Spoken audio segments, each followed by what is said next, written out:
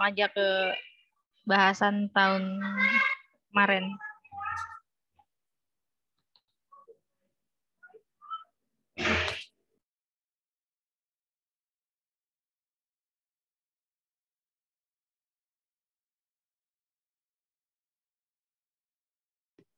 Gua ngikut aja dah. Yang lain gimana, guys? Ya gimana? Langsung aja nih. Langsung aja kali ya. Yang bisa ditonton. Ntar Excel-nya di-share. Oke, bentar dulu bentar.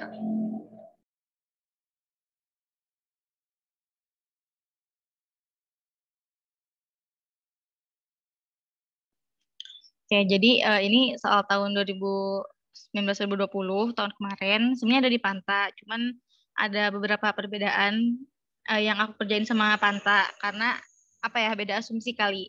Jadi kan di sini tuh ada ending inventory 2 ya, ada 2 nilai ending inventory. Pertama dari nomor 3 ini yang persenan, sama yang ini yang nomor 6 ini nilai totalnya gitu, bukan persenannya. Nah, yang di pantai itu pakai yang presentasi yang di sini yang nomor 3. Yang aku kerjain ini yang ini yang pakai nomor 6 ini. Jadi apa ya, mungkin bisa jadi apa ya, pembanding aja sih gitu. Yang Panta pakai yang nomor 3, yang aku kerjain nomor 6 gitu. Sebelumnya kita belajar bareng-bareng aja guys. Jadi kalau misalnya nanti aku ada salah atau misalnya ada yang kurang tepat, koreksi aja langsung gitu. Atau enggak ngomongnya kecepatan atau kurang jelas atau berisik, ntar interupsi aja gitu. Oke, langsung aja kali ya ke soal.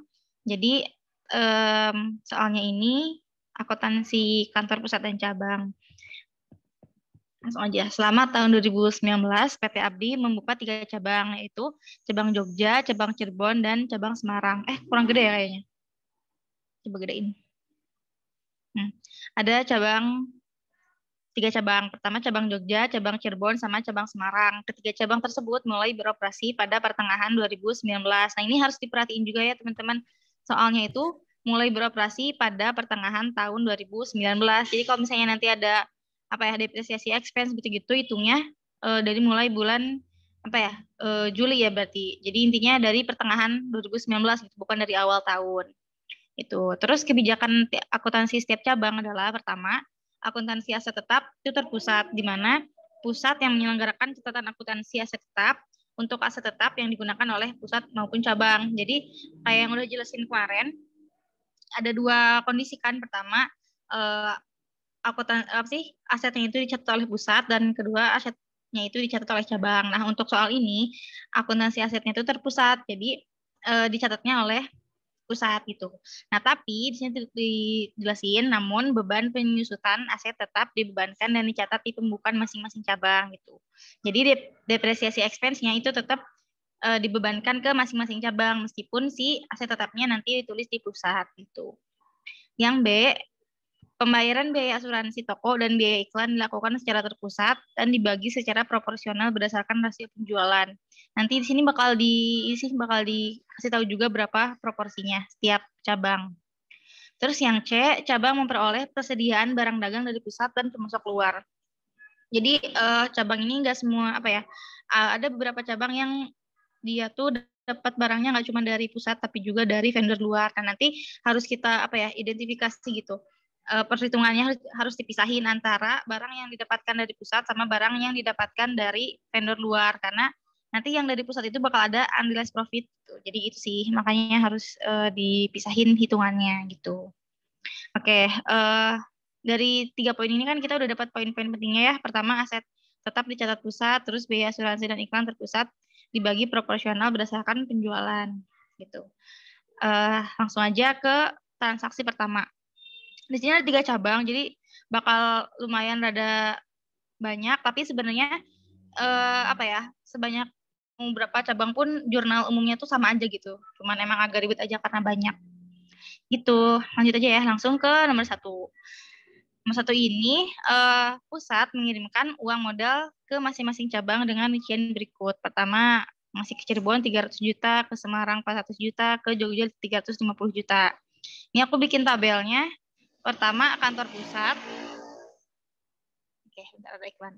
Pertama kantor pusat, terus ada cabang Jogja, terus cabang Cirebon, sama Semarang. Ntar apa ya, harus ini sih teliti, nempatin cabang-cabangnya jangan sampai salah angka. Oke, intinya ngirim uang ya, ngirim cash gitu. Nah, ngirim cash. Jadi kita di sini biar cepet langsung aja. Nah,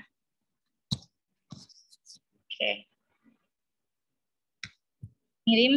Pusat itu ngirim uang ke cabang.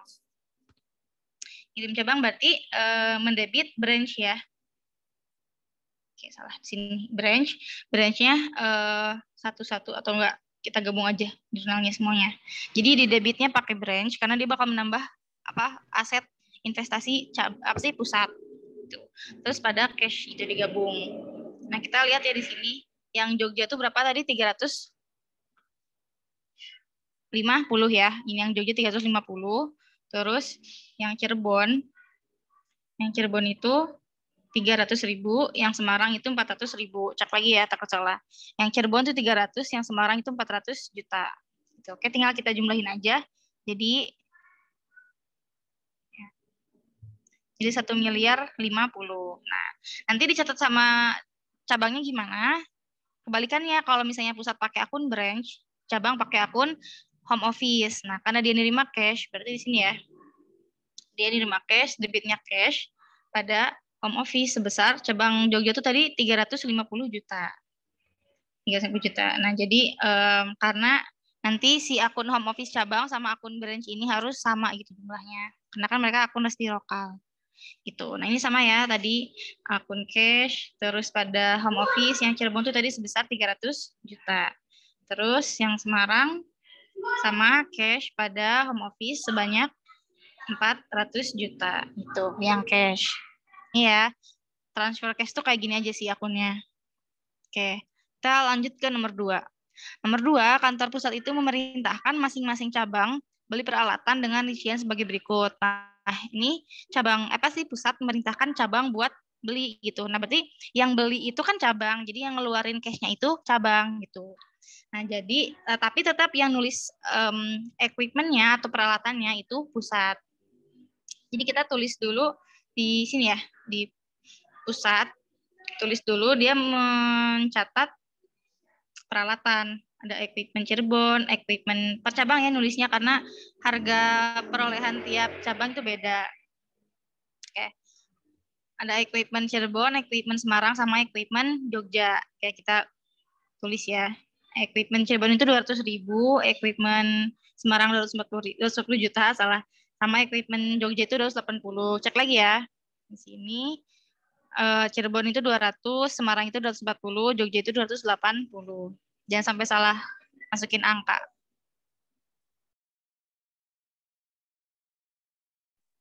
Oke, terus tinggal kita kreditnya branch karena dia mengurangi ekuitas ya, mengurangi ekuitas mengurangi aset tiap ini branch.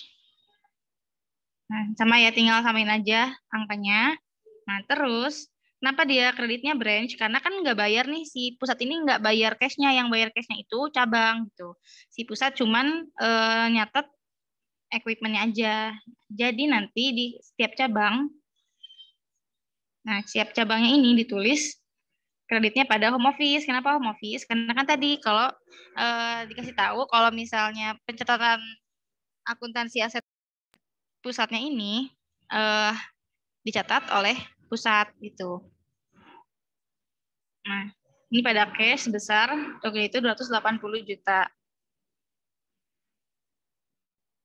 Oke, ulang lagi. Jadi tadi di debitnya home office karena equipment-nya yang nulis adalah pusat gitu. Nah, sedangkan yang bayarnya adalah cabang. Jadi pada cash sebesar 280 juta. Terus sama cabang-cabang lain juga home office pada cash sebesar harga perolehannya. Tadi yang Cirebon itu 200 juta, terus buat yang Semarang itu 240 juta. Oke, itu tadi kalau misalnya tentang transaksi pembelian peralatan. Terus nanti di ini ya, jangan lupa nanti bakal ada depresiasi. Terus nomor 3, lanjut. Kantor pusat itu ngirim barang dagang dan keterangan tambahan sebagai berikut. Nah, ini ngirim barang ya, berarti ngirim barang dagang. Oke. Kalau ngirim barang dagang berarti kayak yang udah kita bahas sebelumnya, pakai akun shipment. Nah, kita ini ya di pusat dulu jurnalnya itu pakai branch karena dia nambah aset investasi di cabang gitu. Oke, ini kita pisah-pisah aja satu cabang. Yang branch Cirebon itu, oke, ulang ya. Jadi gini. Nah, karena di sini dikasih tahu nomor 3 ini si kantor pusat itu ngirim barangnya pakai harga retail. Nah, jadi harga pokok ditambah dengan margin, ada marginnya. Nah, kita tulis dulu nih harga pokoknya pakai akun shipment to branch Cirebon sebesar 300 juta. Nah, terus jangan lupa di sini ada marginnya. Marginnya itu pakai akun unrealized profit gitu. Berapa unrealized profitnya? Sebesar nih 300 juta dikali 20%. Kenapa 20%? Karena di sini Cirebon ngasih marginnya itu 20% gitu. Jadi 300 juta dikali 20% sama dengan 60 juta. Terus jangan lupa di sini ada biaya kirim. Nah, karena biaya kirimnya ini kayaknya dibayar sama pusat, jadinya pusat yang ngeluarin cash gitu. Sebesar berapa? Sebesar di sini ya, sama 2 juta. Nah, terus tinggal kita jumlahin aja di sini. Berapa? Jadi 362 juta. Itu. Nah, terus kita tulis di cabang Cirebonnya nih. Cirebon kan tadi di sini ya. Cirebon tuh di yang kedua. Nah, di cabang Cirebonnya kita tulis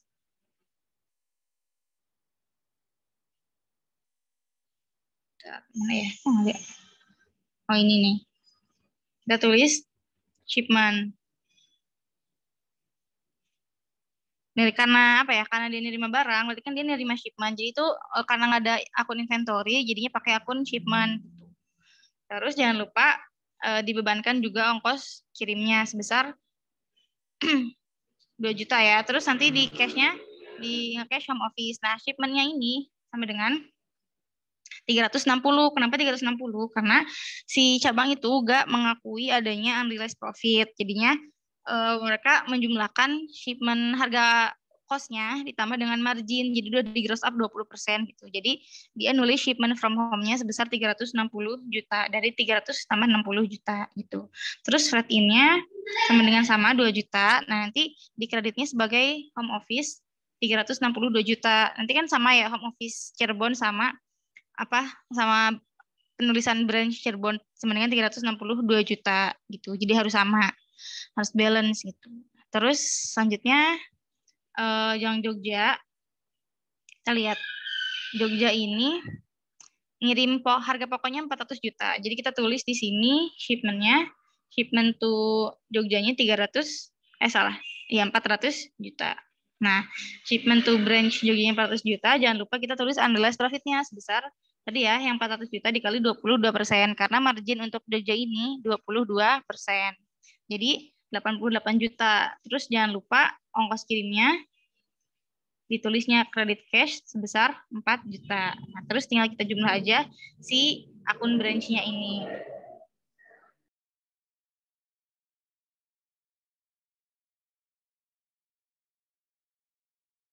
Oke, lanjut ya. Terus kita tulis di akun cabang Jogjanya di sini. Nah, pertama kita mengkredit shipment from home. Shipment from home-nya berapa? Tadi ya yang udah jelasin. Kalau mereka itu nggak mengakui unrealized profit, jadinya kita gross up sebesar 22% sama dengan 488 juta. Terus jangan lupa dibebankan juga ongkos kirimnya freight in sebesar 4 juta. Nanti tinggal kita kredit home office jumlahnya berapa? 492 juta. Tuh sama kan ya, home office di Jogja pas 92, branch di pusat juga pas 92 gitu. Terus yang terakhir itu ada cabang Semarang. Cabang Semarang itu kita lihat dulu berapa ininya harga pokoknya atau cost-nya. Semarang itu 450 juta. Kita tulis di akun shipment to branch S. Di kredit karena kayak seakan-akan kan pusat ngasih barang gitu. Jadi di kredit. Terus berapa unrealized profit-nya? Unrealized profit-nya itu sama dengan tadi 450 juta dikali 25%, karena di sini ditulis marginnya itu 25%. Gitu. Terus jangan lupa cash-nya atau ongkos kirimnya sebesar 3.600.000. Terus tinggal kita jumlahin branch-nya sama dengan 566.100. Tinggal kita tulis di sini di cabang Semarang. Ini Semarang kan ya, tuh Semarang. Oke, di sini kita tulis shipment from home-nya. Terus pada sama freight in berapa shipment-nya sama dengan nih. Gini, 562.500 ya dari shipment ditambah unrealized. Sama sini tinggal kredit home office-nya sebesar nih, oh ini ongkirnya lupa. Tadi 3.600 ya. Jadi home office-nya 566.100 sama kayak akun branch di sini ya, 566.100 gitu. Oke, terus lanjut tadi transaksi nomor 3, sekarang transaksi nomor 4. Selama tahun 2019 berikut nilai penjualan masing-masing cabang. Ini nggak cuma penjualannya di tabelnya, jadi ada penjualan, terus ada pembelian dari pemesak luar, sama ada beban operasional. Jadi kita harus tulis semua, catat semua. Nah, karena apa ya, penjualannya itu nggak dicatat sama pusat, jadinya pusat dikosongin gitu, nggak ada jurnal apa-apa. Terus di sini juga ada pembelian dari pemasok luar. Kita gedein deh dikit. Di sini ada pembelian dari pemasok luar. Nah, pembelian dari pemasok luar juga apa ya? Dia kan beli dari vendor luar gitu. Jadi pusat nggak nulis apa-apa. Terus sama salah. Ini ya tadi. Nah, pembelian dari pemasok luar, nih ulang ya tadi. Penjualan tunai, di sini yang nyetet cuman cabang. Terus juga pembelian dari pemasok luar itu yang nyetet juga cabang doang dan pusatnya nggak nyetet apa-apa karena itu kan dari luar gitu barangnya, bukan dari home office.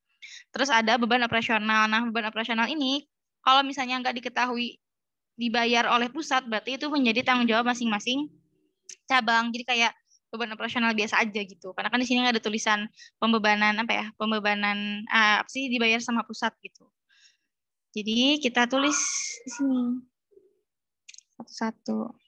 Penjualan barang, pembelian barang, sama operational expense. Di sini kan cabang Jogja dulu nih. Pertama penjualan itu kita jurnal kayak biasa. Accounts receivable atau cash pada sales sebesar 1.050.000. Ini tinggal lihat ya angkanya dari sini nih. Angkanya dari sini. Tuh dari sini. Dari cabang Jogja penjualan tunainya itu 1.050.000. Terus kita catat pembelian dari luar karena ini kita asumsiin periodik jadi kita pakai purchase. Terus pada akun payable atau cash sebesar 300 juta. Ini ada yang angkanya tadi di tabel. Jadi ntar tinggal dicocokin aja.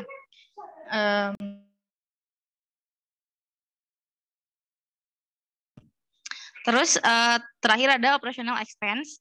Tadi tinggal kita tulis aja kayak biasa operational expense pada cash. Karena kan di sini nggak dikasih tahu kalau si expense ini tuh dibayar pusat gitu. Jadi ini kayak penulisan expense biasa aja gitu.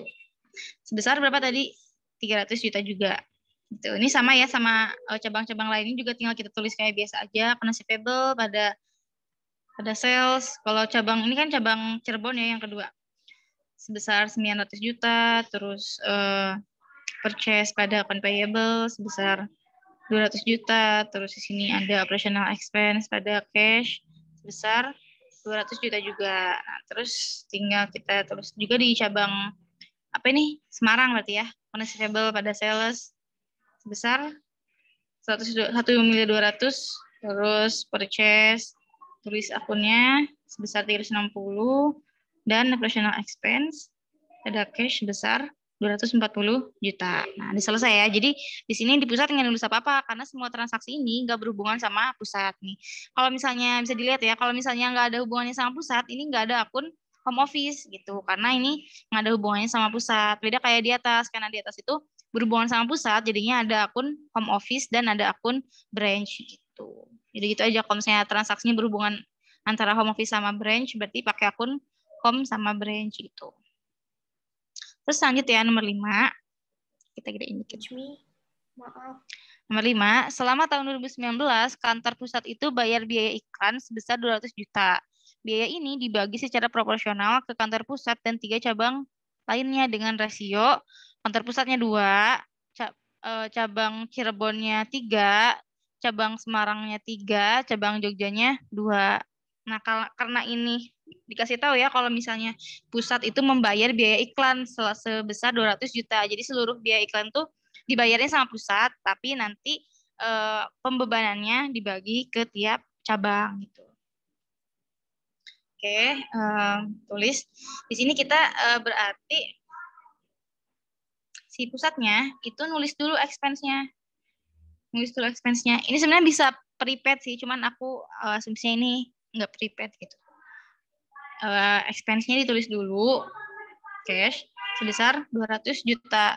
Jadi ini bikin dulu jurnal kalau si pusat itu bayar biayanya dulu gitu, di full-nya dulu 200 juta. Nah, baru nanti di sini dialokasiin. Nah, karena penambahan biaya itu nambah aset investasi di cabang. Jadinya kita mendebit branch Cirebon, branch Semarang, sama branch Jogja di debit. Dan kreditnya baru kita mengkredit expense karena kan yang mengakui expense-nya itu nanti dibagi per cabang gitu. Gitu. Makanya kita kredit advertising expense. Terus kita tinggal diproporsiin berapa ininya. Tadi kan yang Cirebon itu, lihat ya, Cirebon itu 3 ya, jadi 3 per 10. 10-nya dari mana? Kita jumlahin 2 tambah 3 tambah 3 tambah 2, jadi 10. Jadi hasilnya gini. Tuh, 60 juta, terus yang Semarang juga 3 per 10 ya, jadi 60 juta, yang Jogja 2 per 10. Jadi ininya 40 juta, tinggal kita jumlah aja semuanya, jadi 160 juta. Nah, tiap cabangnya ini baru dia menulis expense-nya satu per satu. Yang Jogja ya, advertising expense pada apa? Pada home office. Kenapa pada home office cash-nya? Kenapa pada home office kreditnya? Karena yang bayarnya kan udah dibayar sama pusat gitu. Jadi cabang ini ngekredit home office gitu. Sebesar 40 juta. Ini ya, 40 juta dari sini. Dari 2 per 10 dikali 200.000. Gitu. Terus sama cabang-cabang lain juga, ini kan yang kedua cabang Cirebon ya. Cabang Cirebon juga sama, advertising expense pada home office besar 60 juta. Terus juga cabang Semarang juga sama, advertising expense pada home office sebesar 60 juta gitu. Ini yang pembebanan biaya ini ya, pembebanan biaya iklan. Oke. Udah, nomor 5 selesai. Nomor 6, berikut adalah persediaan barang dagang per 31 Desember untuk masing-masing cabang. Nah, jadi ini kita mulai nulis apa ya, adjustment-nya gitu, kan udah selesai. Nah, jadi di pantai itu kan jadi di sini tuh ada 2 perbedaan. Nah, pertama, persediaan akhirnya dikasih tahu berapa jumlahnya, tapi di atas juga ada presentasinya. Nah gitu. Kalau di pantai itu pakai yang presentasi ini, tapi karena aku mager ngitung presentasinya, jadi langsung aja aku pakai yang ini gitu. Gitu.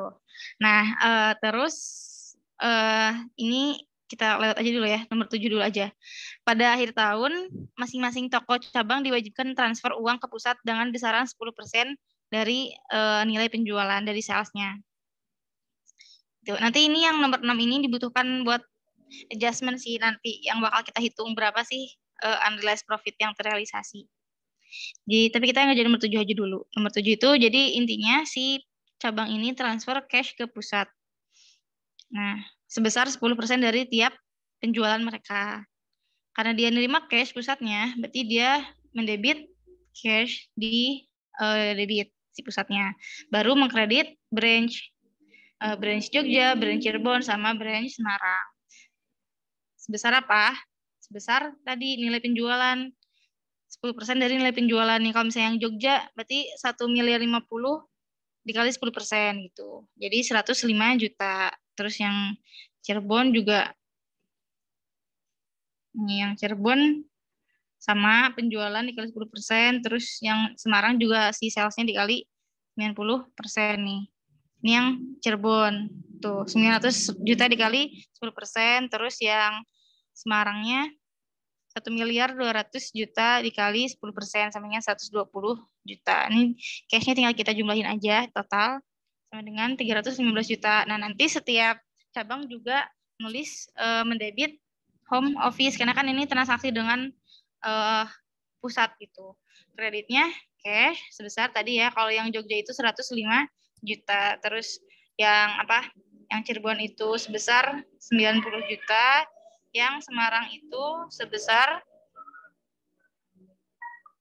120 juta.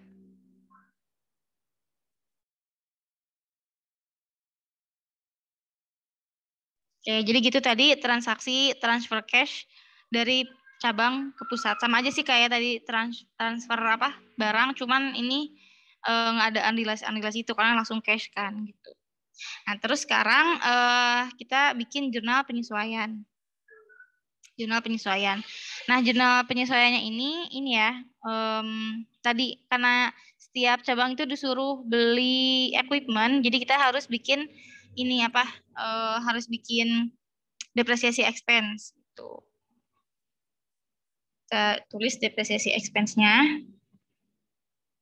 Nah, tapi si kreditnya itu pada home office. Kenapa? Karena kan pusat nih yang nyatet equipment-nya. Jadi yang mencatat akumulasi depresiasinya juga pusat. Si cabang cuman menulis depresiasi expense aja. Jadi kreditnya sama home office, bukan akumulasi depresiasi. Karena yang mencatat equipment-nya itu pusat. Tinggal kita hitung ya berapa. 15 juta, dari mana 15 juta? 15 juta dari tadi ya.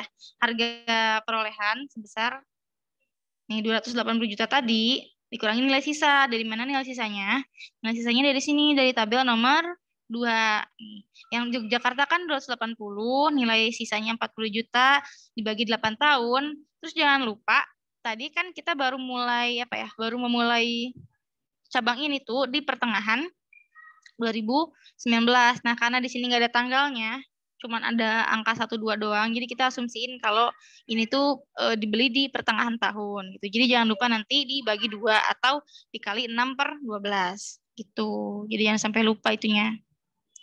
Jadi 15 juta. Nah, terus sama si cabang Cirebon juga depresiasi expense pada home office sebesar ini ya, 200 juta dikurangi tadi berapa?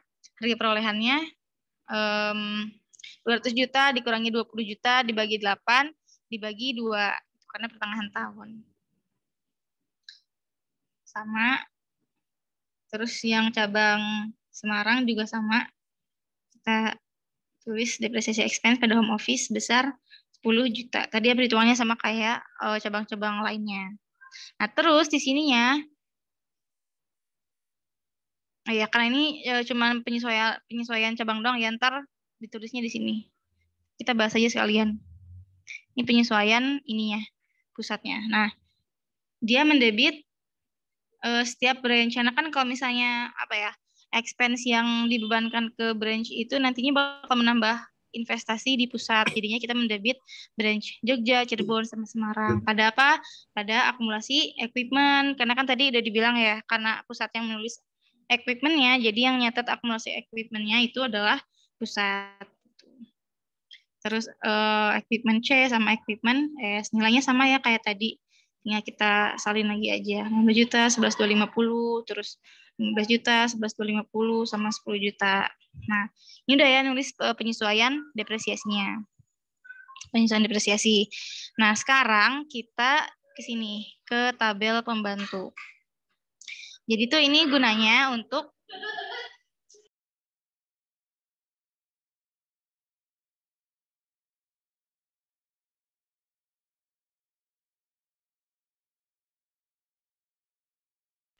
Oke, nah jadi kita bikin dulu tabel bantuannya. Tabel bantuannya ini buat mencari berapa sih unrealized profit yang terrealisasi pada akhir periode.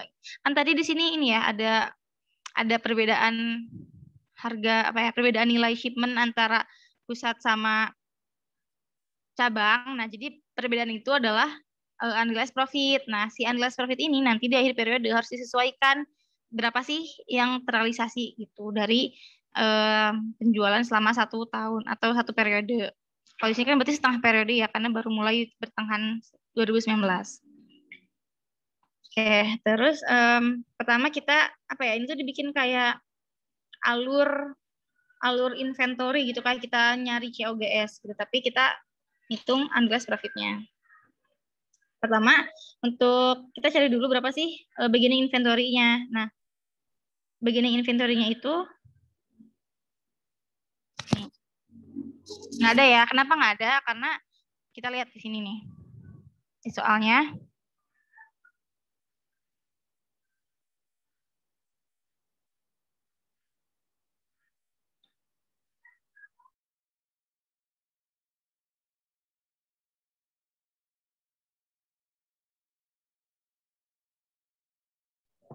Terus di sini dikasih tahu di nomor 6, berikut persediaan barang dagang per 31 Desember 2019 untuk masing-masing cabang. Nah, sini kan dikasih tahu ya berapa ending inventory dari kantor pusat, berapa ending inventory dari vendor luar, dan total persediaan akhir. Nah, tapi di sini ditulis diasumsikan toko cabang tidak memiliki persediaan awal pada 2019.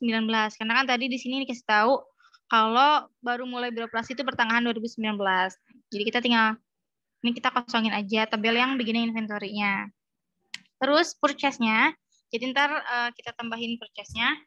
Purchase-nya bisa kita lihat ya di sini tadi di yang sini nih. Nah, di sini ya ada purchase yang tadi kita jurnal 300 juta. Gitu. Terus ada shipment-nya. Berapa sih shipment-nya? Shipment-nya itu berarti inventory yang didapatkan dari pusat sebesar 488. Nah, ingat ya, kita pakai harga yang retailnya gitu, yang 488. Mana tadi? Yang 488. Nah, ini ya, yang 488 ini dari 400 ditambah 88 juta. Jadi yang udah di gross up 20%. Nah, udah terus habis itu kita ini ya, tulis di sini harga retailnya berapa. Nah, karena si purchase ini dari luar, jadi kita nggak usah masukin ke perhitungan nyari unrealized profit, karena yang punya unrealized profit itu cuman barang atau inventory dari home office aja gitu. Nah, terus kita tulis di sini harga retailnya berapa, sama ya harga retailnya itu 488. Jadi maksudnya harga retail itu yang tadi yang udah di gross up 20%, itu tuh namanya harga retail. Terus presentasinya 22%. Tadi dari sini ya, 20% ini dari keterangan dari soalnya yang awal nih. Kalau misalnya Jogja itu 22%. Gitu. Oke, 22%. Nah, terus kita cari berapa sih cost-nya? Cost-nya ini berarti kalau misalnya apa ya? Tinggal cari aja dari yang tadi ya, dari yang awal. Cuman kalau misalnya si apa ya, kalau misalnya ternyata kan ini cuma satu ya, cuma sekali gitu ngirimin barangnya dari pusat ke cabang, itu bisa aja langsung dilihat dari sini, dari jurnal yang awal tadi. Si branch itu masih berapa sih harga aslinya, harga cost-nya gitu, add cost-nya 400 juta kan tuh. Nah, cuman ada cara lainnya biar kita nggak usah bolak-balik lihat jurnal, kita langsung aja dibagi satu ditambah marginnya itu. Jadi si 488 ini dibagi 122% atau 1,22. Jadi tersama aja ketemu hasilnya 400 juta. Jadi biar kita nggak bolak-balik lihat jurnal gitu. Nah, terus tinggal kita hitung berapa unrealized profit-nya. Unrealized profit-nya tinggal kita kurangi dari harga retail dikurangi harga cost sampai 88 juta. Nah, ini adalah unrealized dalam setahun. Terus ada available for sale, tinggal kita jumlahin. Tuh. Nah, terus di sini juga karena nggak ada awal inventory ya, jadi sama aja 88 juta. Terus kita hitung berapa ini inventory-nya. Nah, dari mana ini 150 juta? Dari sini ya, dari yang keterangan nomor 6. Jadi ini total persediaan akhirnya yang Jogja itu 150 juta. Nah, terus harus kita pisahin yang 150 juta ini berapa yang dari luarnya. Nah, karena ini udah dikasih tahu ya, lengkap gitu dari luar dan dari dalam, jadi tinggal kita masukin aja. Sini Jogja tuh dari luarnya 37.500, dari home-nya 112.500. Nanti yang kita hitung unrealized profit-nya itu berarti cuman yang 112.500-nya aja, berarti yang harga retailnya ya. Harga retailnya itu 112.500. Terus kita cari cost-nya. Nyari cost-nya sama tadi pakai cara yang awal juga. Jadi 112.500.000 ini dibagi 1,22 gitu. Jadi hasilnya adalah 90.213.115. Nah, ini karena dia ending inventory berarti merupakan unrealized profit yang belum terrealisasi gitu. Nah, sekarang kita cari berapa sih unrealized profit yang udah terrealisasi. Berarti tinggal kita kurangkan. Nah, ini kita kurangi dulu untuk nyari unrealized profit-nya, terus tinggal kita kurang. Tadi unrealized profit yang belum terrealisasinya berarti kan dikurangi ya 112 500 dikurangi 92 213 115. Ketemu hasilnya 20 286 20 286 885. Terus tinggal kita kurangkan dari 88 juta, ketemu deh nanti berapa sih unrealized profit yang udah terrealisasi itu. Terus kalau mau nyari COGS tinggal kita ini ya, tinggal kita jumlahin aja dari sini. Jadi purchase ditambah shipment nanti bakal jadi available for sale sama dikurangi ending inventory. Nah, dikurangi ending inventory jadi nanti ketahuan COGS-nya berapa.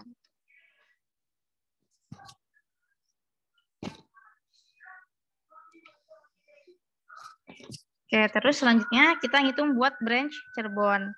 Buat branch Cirebon ini sama ya, kita nyari tahu dulu berapa sih inventory beginningnya kan 0. Terus purchase-nya kita lihat dari mana? Dari jurnal yang tadi ya.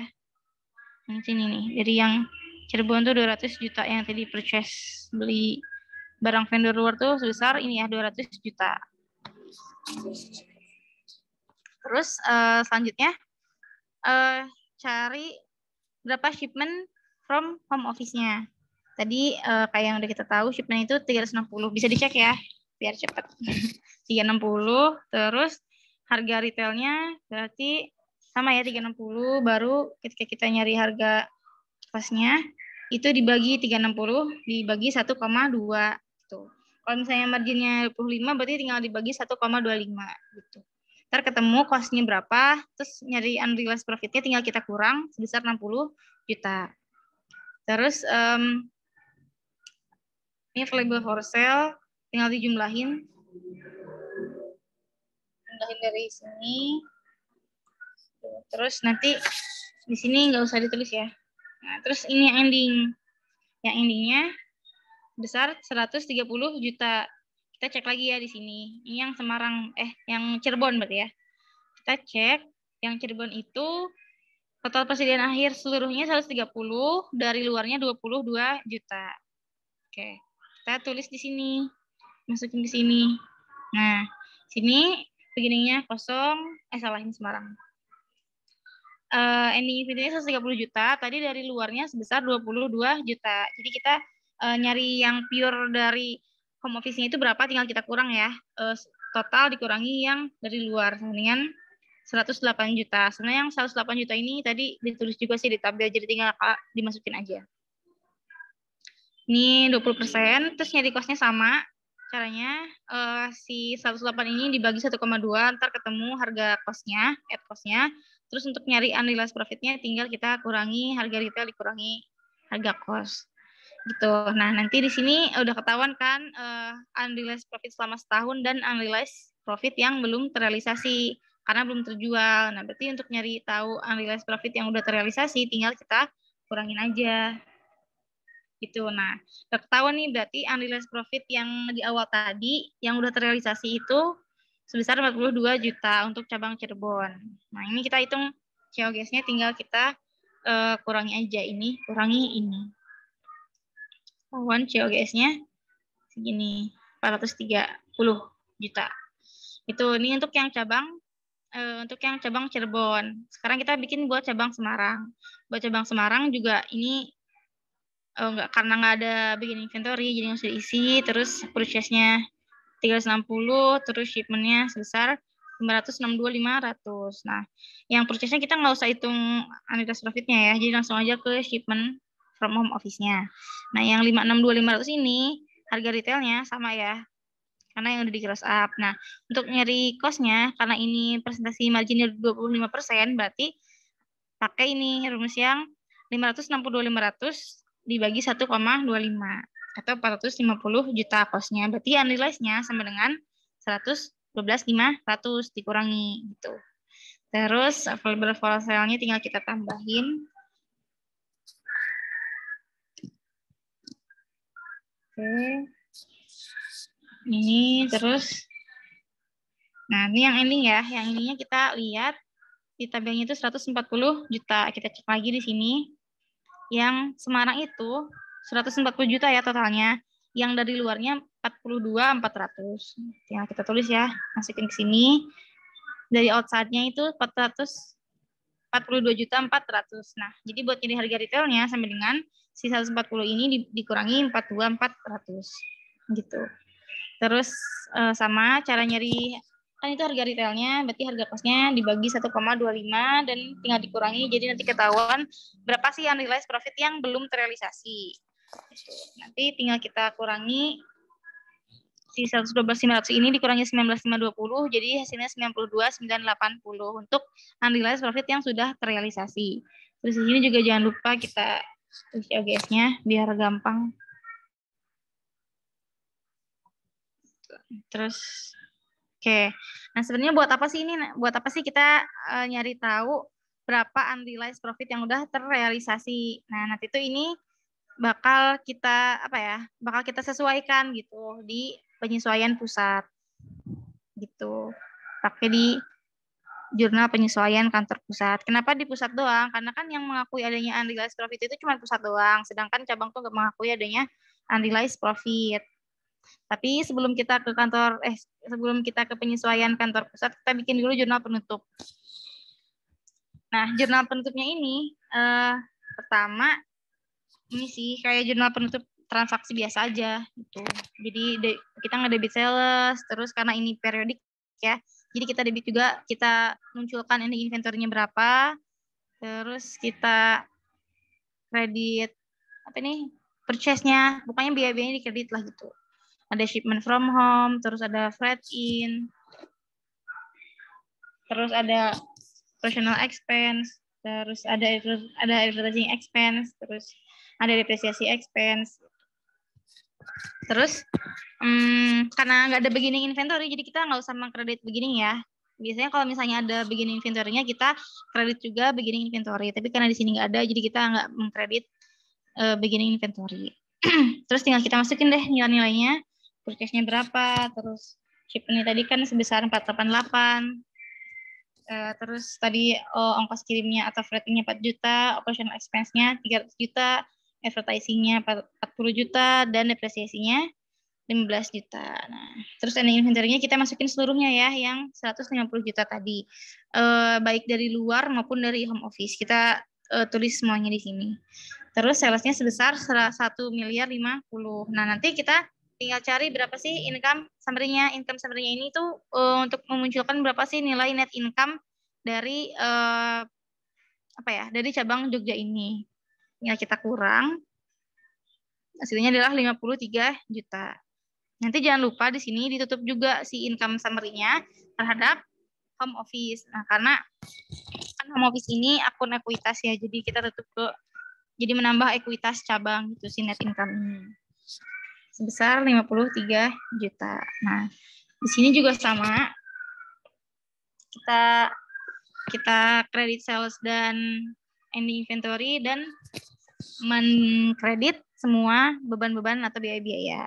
Ini sama. Ini ya, purchase-nya 200 juta, terus shipment-nya 360, freight in-nya 2 juta, operational expense-nya 200 juta, advertising-nya 60, dan depresiasinya 11.250.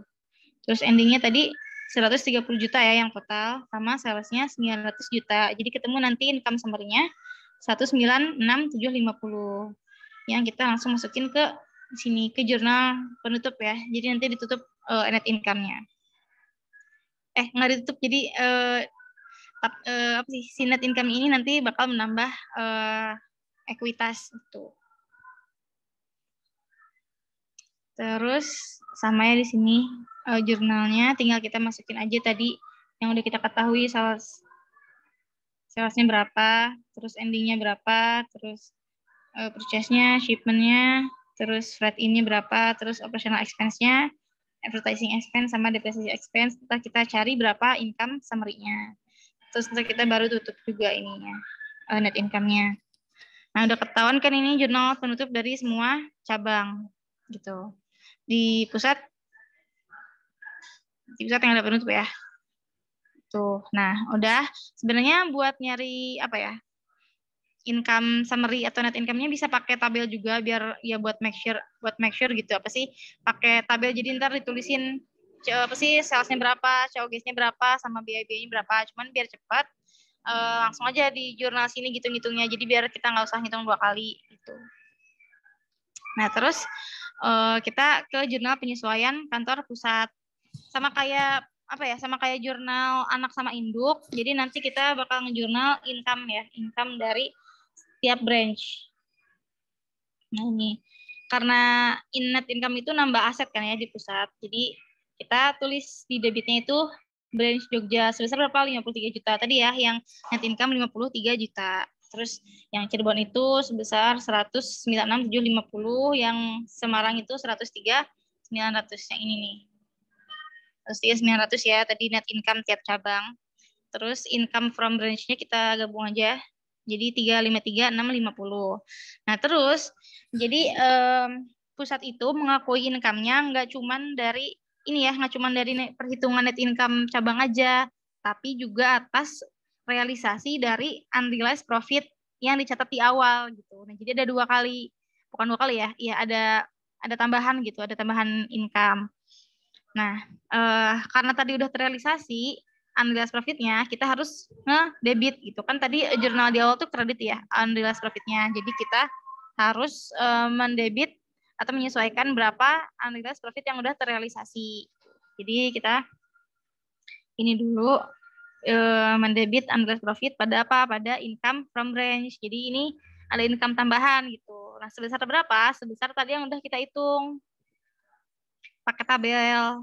Itu. Ini ada 67 713.500 yang Jogja. Ini kita cek di atas ya. Tuh, ini tuh adalah unrealized profit tadi yang udah terrealisasi. Itu jadi ntar bakal nambah income si pusat. Terus yang Cirebon juga ada ini 42 juta. Terus yang Semarang juga yang udah realize-nya sebesar 92.980. Terus tinggal kita jumlahin semuanya. Jadi income from branch-nya itu nambah 202, 693, 115 gitu. Terus udah nih. Ini kan udah selesai jurnal semuanya sampai sini. Itu jurnalnya. Terus kita lihat soalnya minta apa lagi. Di soalnya kita sini. Di soalnya buatlah ayat jurnal untuk foto PT Abdi dan cabangnya udah, buat jurnal penutup tadi udah juga buat 3 cabangnya. Terus buat jurnal penyesuaian buat PT Abdi dan dengan transaksi antara 3 cabang tadi juga udah. Nah, terus kita ditanya nih berapa katanya saldo akun home office di masing-masing cabang dan berapa saldo akun branch tiap cabang, branch Cirebon, branch Semarang, sama branch Jogja per 31 Desember. Nah, ini intinya buat ngebuktiin kalau harusnya akun cabang branch di home, akun cabang branch di home dan akun home office di branch itu harus sama. Karena kan mereka akun resiprocal, jadi harus sama. Ketika yang satu nambah, ketika branch, misalnya akun branch-nya nambah, akun home office-nya juga harus nambah gitu. Jadi nggak boleh beda. Kalau misalnya beda, berarti ada yang salah gitu perhitungannya. Sekarang kita coba ya. Tinggal kita jumlahin aja sih dari jurnal ini. Nih, karena akun home ini kita hitung di sini. Di sini kita hitung akun saldo. Kita hitung dulu saldo akun home office per cabang. Kita hitung cabang Jogja dulu. Nah, karena home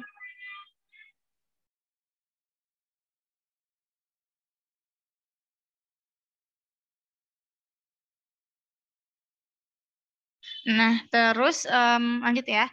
Karena akun home office itu adalah ekuitas, jadi kan saldo normalnya di kredit. Jadi kalau misalnya di kredit kita tambah, kalau misalnya di debit kita kurang. Gitu. Terus tulis ya, home office ini pertama dari jurnal pertama tinggal ditambahin aja, tinggal 50, terus dikurangi ini, terus ditambah sama ini, terus ditambah ini, dikurang ini, terus ditambah ini. Tinggal dijumlah aja kali ya semuanya.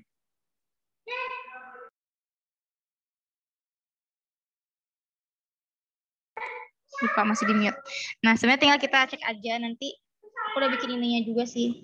Udah bikin resumenya. Jadi dari transaksi nomor 1 tadi ada 350, terus dari transaksi nomor 2 itu negatif 280, terus dijumlah hasilnya sama dengan 565 juta, 565 juta. Nah, terus kita hitung juga nih berapa saldo branch C menurut pusat. Ini sama aja ya, tinggal kita tambahin aja sih sebenarnya dari jurnal-jurnal tadi. Ntar bisa teman-teman cek pakai Excel ini. Tuh. Pokoknya kita jumlah sama kurang, yang di debit itu ditambah, kalau di kredit itu berkurang karena dia kan akun aset ya si branch ini. Aset investasi itu. Terus tinggal jumlahin dan kurangin semuanya, terus ketemu deh hasilnya dan ternyata terbukti sama gitu. Nah, kalau misalnya udah sama akun home office yang ada di cabang J sama akun cabang J di pusat, itu berarti udah benar gitu. Terus kita lakukan hal yang sama ke cabang Cirebon. Cabang Cirebon juga kita ini tuh tambah kurang, terus pokoknya ntar hasilnya adalah 640 juta. Ini ntar bisa dicek juga resum tiap transaksinya. Jadi transaksi 1 300 juta, transaksi 2 200 dikurangi 200 juta. Nah, transaksi 4 ini kan karena tadi nggak ada hubungannya sama home office ya, jadinya nggak ada akun branch atau home office gitu transaksi 4 ini. Terus yang Semarang juga sama, tadi yang Cirebon sama ya, 640 juta, bisa dicek juga. Bisa dicek lagi nanti habis ini sama ya gitu akunnya. Jadi udah benar. Terus yang Semarang ini juga tinggal kita tambahin seluruh akun branch-nya gitu. Terus kita bandingkan sama akun branch yang ada di pusat. Yang ada di pusat ini ya. Akun branch S-nya itu. Udah deh. Ntar aku ini dulu. Ini tiap transaksi tiap ini ya. Di resume juga. Nah, ntar bakal sama hasilnya 780 sama bakal sama hasilnya si akun home office yang ada di branch S ini sama akun branch yang ada di home office gitu. Karena kan mereka akun Spiroka. Nah, karena udah sama berarti udah clear ya. Udah sama semua. Terus udah itu kita lihat lagi soal selanjutnya. Nah, terakhir itu berikan evaluasi atas kinerja keuangan 3 cabang PT ABRI tersebut. Sebenarnya aku juga nggak paham sih gimana evaluasinya, maksudnya kayak gimana. Tapi mungkin ngebandingin kali ya, ngebandingin berapa sih net income yang dihitung sama cabang dan net income berapa sih income yang dihitung sama cabang dan income yang dihitung sama pusat gitu. Karena kan bakal beda. Nih kayak gini, ya menurut cabang dulu nih. Menurut cabang income Jogja itu sebesar ini aja yang mereka catat di catatan mereka sebesar 53 juta nih yang di sini ya. Nih, perhitungan income summary ini kan 53 juta nih. Terus menurut cabang Cirebon itu sama cuman 196.750 juta. Terus buat yang cabang Semarang juga sama, mengakui net income-nya cuma 103.900. Nah, tapi menurut pusat itu perhitungannya beda. Kenapa beda? Karena ini tadi pusat itu mengakui adanya unrealized profit. Nah, jadi karena ada unrealized profit yang terrealisasi, itu tuh menambah income tiap cabang gitu. Kayak gini, kayak misalnya ke cabang Jogja. Cabang Jogja itu gak cuma 53 juta doang, tapi juga ditambah sama unrealized profit 67, 713, 115 ini. Jadi menurut pusat cabang J ini punya income sebesar 120 juta 713 115 gitu. Terus buat cabang Cirebon juga sama, dijumlahin antara net income catatan cabang tadi ditambah dengan unrealized profit Cirebon gitu. Yang Semarang juga sama, net income Semarang ditambah unrealized profit cabang Semarang gitu. Nah, makanya yang pusat itu akan selalu lebih besar gitu income-nya dari net income cabang, karena pusat itu menulis atau mengakui adanya realisasi dari unrealized profit, sedangkan cabang kan mereka dari awal nggak mengakui ada unrealized profit, jadinya ya nggak ada yang harus direalisasi karena kan dari awal nggak menulis unrealized profit begitu. Makanya kenapa ada perbedaan antara income pusat dan income cabang. Jadi ini kalau misalnya lihat di Panta sih mereka meranking gitu ya. Tuh. Nah, karena lihat di sini cabang Cirebon yang memimpin income keduanya, menurut cabang maupun menurut pusat. Gitu deh yang 19 yang bahasan Tanta ini. Gitu. Udah selesai sih soalnya udah sampai nomor E.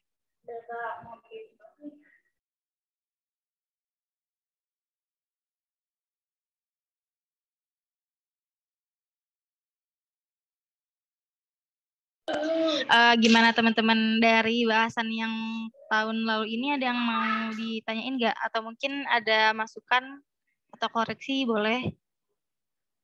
Atau ada yang kurang jelas mungkin?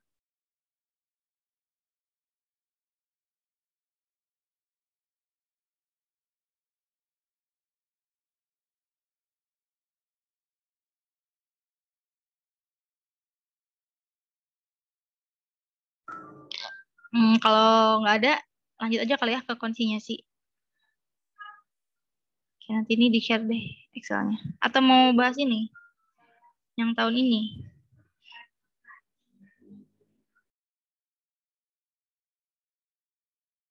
Kalau yang tahun ini tuh, jadi soalnya tuh diketahui laporan keuangan gabungannya. Enggak deh, bukan gabungan, laporan keuangannya. Terus ntar kita disuruh bikin laporan keuangan gabungan. Gitu. Intinya kita cuma bikin ini dong sih, cuma bikin apa?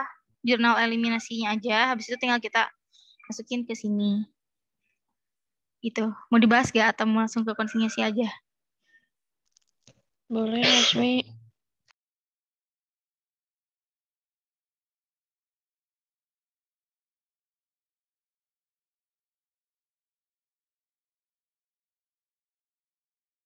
Ini bahas sampai jurnal aja kali ya, biar cepat. Kita coba deh.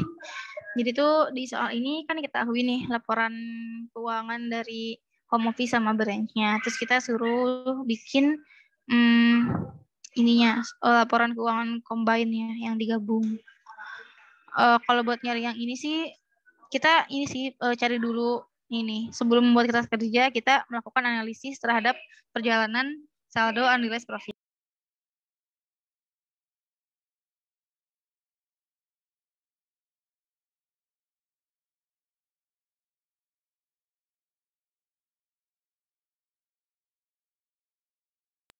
Oke, lanjut ya.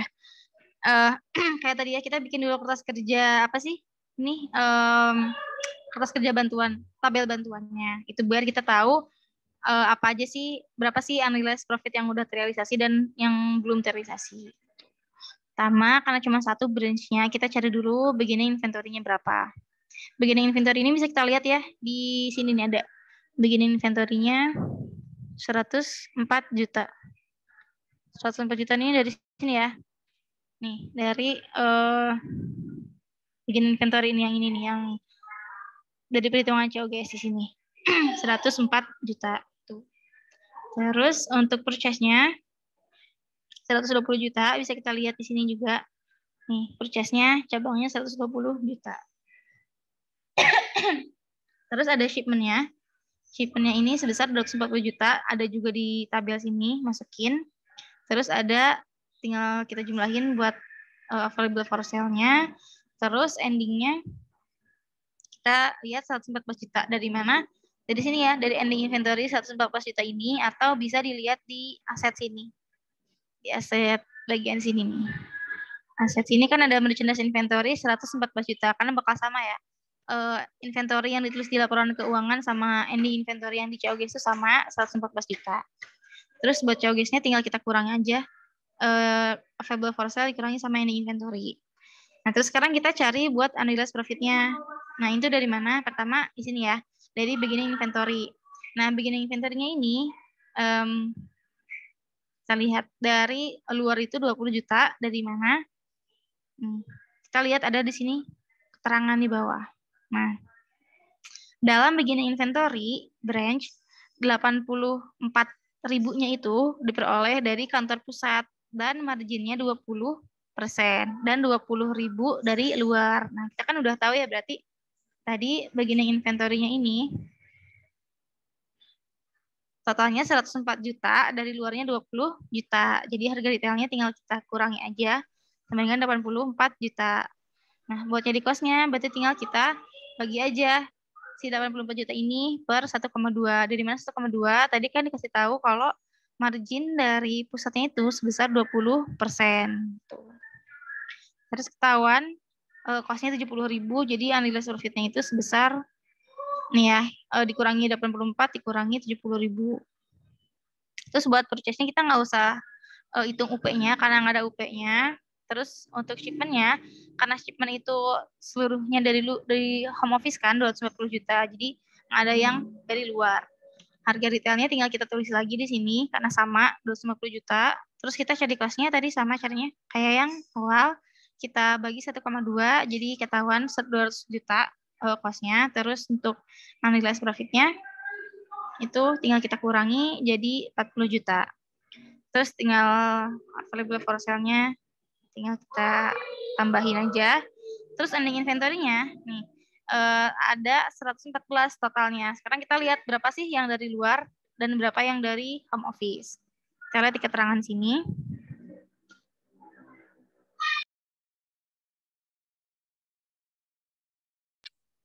Keterangan sini ending inventory-nya itu 96.000-nya diperoleh dari kantor pusat. Marginnya 20% sama ya, berarti kayak beginning inventory.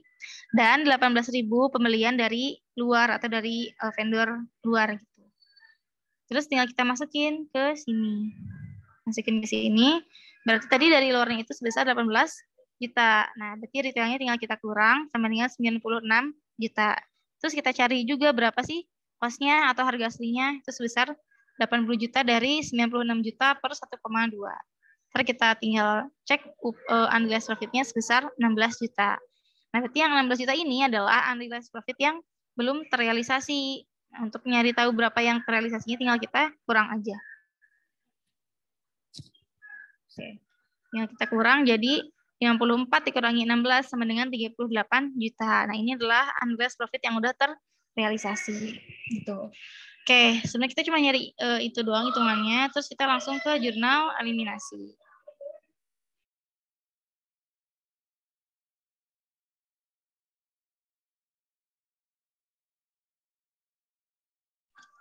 Buat jurnal eliminasinya ini sebenarnya udah dijelasin kemarin pas di resume. Jadi pertama itu kita sesuaikan dulu unrealized profit dari beginning inventory-nya. Nah, jadi intinya tuh biar nilai inventory yang ditulis sama cabang sama pusat itu sama gitu. Kan tadi kalau kita ingat-ingat di awal itu kalau misalnya pusat ngasih barang ke cabang itu kan ada margin ya. Jadi nanti nilai shipment di cabang sama di pusat itu bakal beda, dan perbedaannya itu berasal dari unrealized profit. Nah, makanya kita harus buang dulu gitu unrealized profit-nya. Gitu. Nah, ini sebesar berapa? Sebesar tadi yang udah kita hitung bareng-bareng di atas. Berapa sih unrealized profit dari beginning inventory? Sebesar 14.000 dari sini ya. Nah, dari sini. Dari 14.000 ini unrealized profit dari beginning inventory gitu. Dah. Terus habis itu jurnalnya adalah unrealized profit pada COGS atau bagian beginning inventory. Kan di COGS nih dijabarkan ya beberapa akun nih. COGS kan ada beginning inventory, tambah purchase, kurangi shipment, terus ditambah shipment, terus ada available for sale sama dikurangi ending. Nah, nanti bakal mengurangi beginning inventory ini. Jadi biar unrealized profit-nya itu nggak ada. Terus setelah itu kita menghilangkan akun-akun shipment. Jadi kan mereka tuh satu entitas. Jadinya pengiriman barang antar cabang dan pusat itu harusnya dihapuskan dan nggak ada gitu karena kan mereka satu entitas. Jadi pertama kita hapus dulu shipment to branch di debit karena kan saldo aslinya di kredit sebesar 200 juta. Dari mana? Dari sini ya. Nah, ini shipment to branch 200 juta itu, terus tinggal kita kredit shipment from home office-nya sebesar 240 juta. Ini juga ada di ini ya, ada di laporan keuangan sini. Sini tuh 240 juta ya, shipment from home office-nya. Terus karena ada perbedaan, nah perbedaan inilah yang dinamakan unrealized profit gitu. Jadi kita debit juga unrealized profit. Terus nomor 3, selain kita menyesuaikan shipment-nya, kita juga menyesuaikan income-nya. Nah, sama ya kayak apa sih, kayak transaksi cabang sama anak. Cabang sama anak, anak sama induk. Jadi nanti si income-nya ini, income pusatnya ini di debit karena kan mereka satu entitas. Jadi nggak boleh mengakui ada income dari cabang gitu. Jadi si income itu kita debit biar hilang gitu. Nah, kreditnya pada apa? Pertama sama ya kayak yang tadi jelasin. Jadi income pusat ini berasal dari 2. Pertama dari income yang dihitung sama branch-nya asli sebesar 180 juta atau net income dari net income dari anaknya 180 juta itu bisa dilihat dari sini ya. Nih. Sini ada ditulis net income-nya 180 juta itu. Jadi berasal dari net income cabang, sama satu lagi itu berasal dari unrealized profit yang terrealisasi itu kayak soal yang tadi dijelasin sebesar 38 juta. Nah, ini kan berarti apa ya? Profit yang udah terrealisasi. Dari mana angkanya? Dari sini yang tadi udah kita hitung di tabel bantuan. Nih, 38 juta yang terrealisasi itu. Jadi pusat itu mengakui income-nya dari net income cabang plus unrealized yang udah terrealisasi. Itu unrealized profit yang udah terrealisasi. Terus kita eliminasi.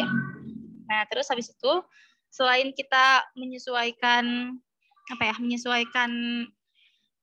beginning inventory, kita juga sesuaikan ending inventory gitu. Nah, sama kayak tadi kalau misalnya si beginning inventory ini dihapuskan unrealized-nya, kalau yang ending ini akunnya itu COGS pada inventory gitu.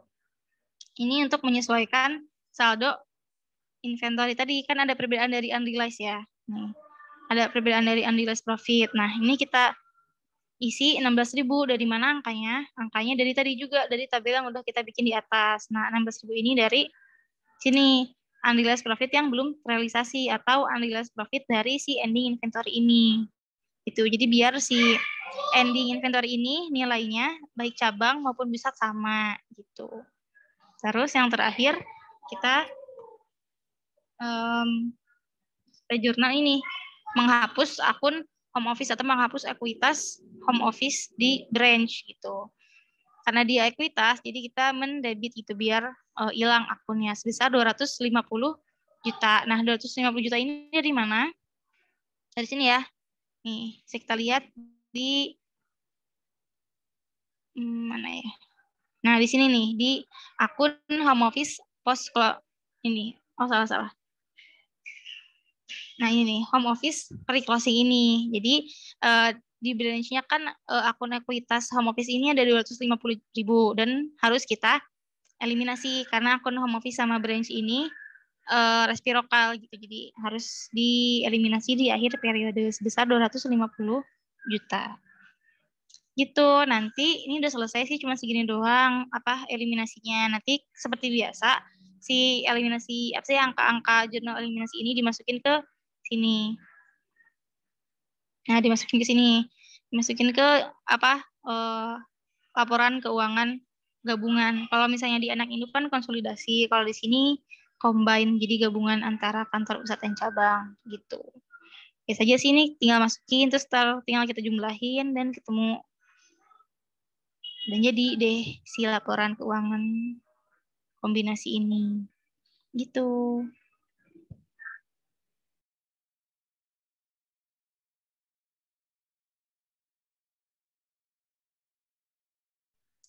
Gimana teman-teman sampai sini?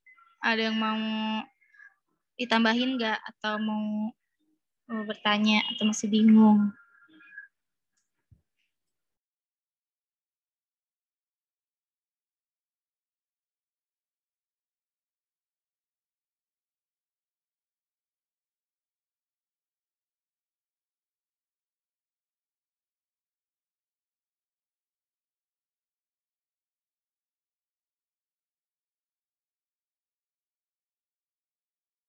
Sebetulnya aku baru baca chat lagi.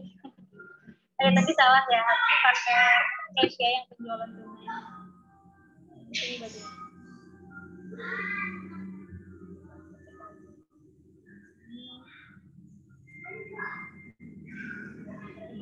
penjualan tunai.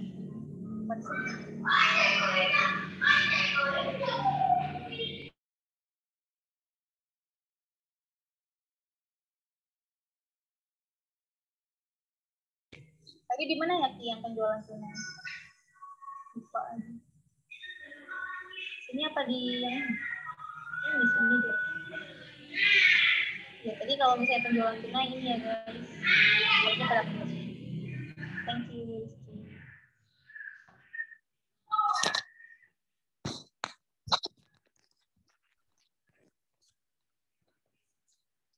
Jadi ya itu. Berarti harusnya pakai cash ya. Bukan pakai AR. Tapi kayaknya di sini penjualannya ini. Oh ya penjualan tunai. Oh ya ini penjualan tunai. Jadi harusnya pakai cash ya. Jadi salah. Kita ganti dulu deh.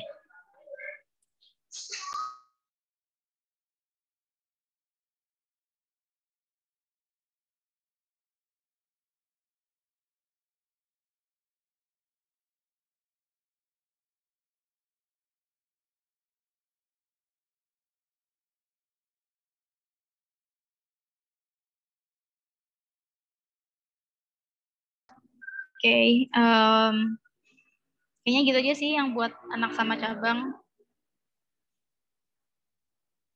Pusat sama cabang, kok anak sama cabang sih. Gitu. Lanjut aja kali ya ke konsinyasi. Udah jam 11:30 juga. Gimana? Lanjut aja nih. Iya, lanjut aja, Mi.